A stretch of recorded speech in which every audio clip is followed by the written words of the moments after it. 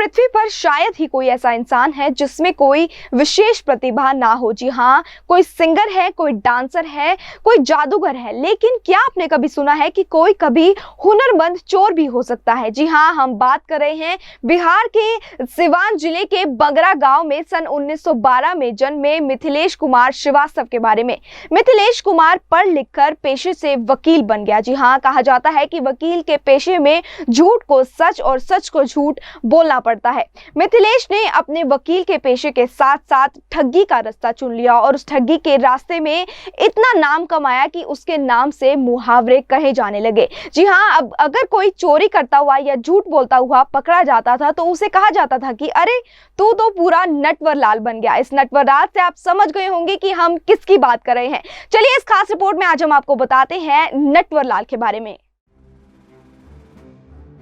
नटवर लाल का नाम कौन नहीं जानता। नटवर लाल ने अपने जीवन में इतनी चोरी और जालसाजी को अंजाम दिया है कि आज उनका नाम ठगी और चोरी का प्रतीक बन चुका है। नटवर लाल का जन्म 1912 में बिहार के सिवान जिले के एक गांव में हुआ।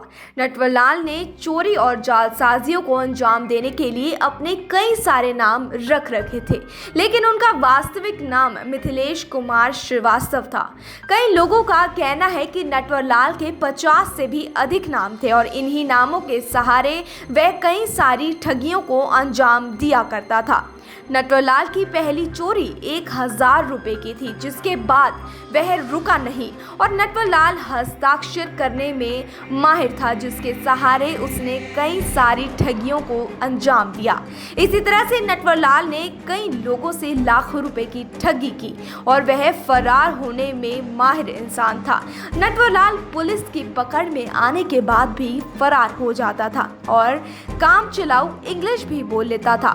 नटवर लाल रंगबाज इंसान था। उसकी लपटी चपटी बातें किसी को भी अपनी गिरफ्त में ले लेती थी। उसने कई बड़े व्यापारियों को चूना भी लगाया था।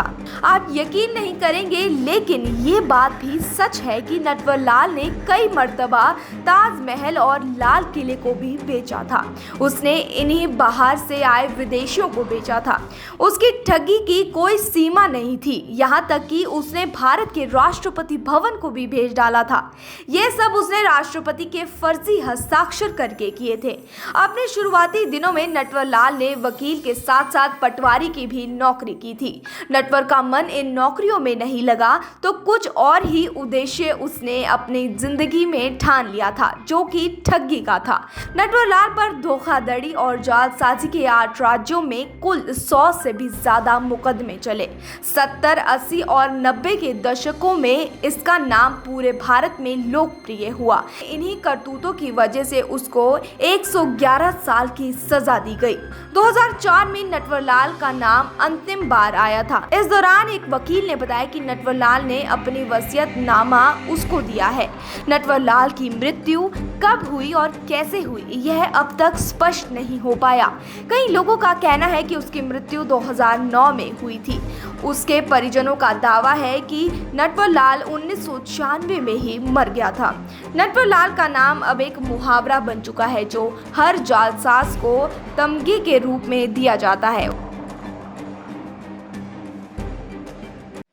ताज़ा खबरों से जुड़े रहने के लिए सब्सक्राइब करें राष्ट्रीय खबर टीवी और बेल आइकन दबाना ना भूलें।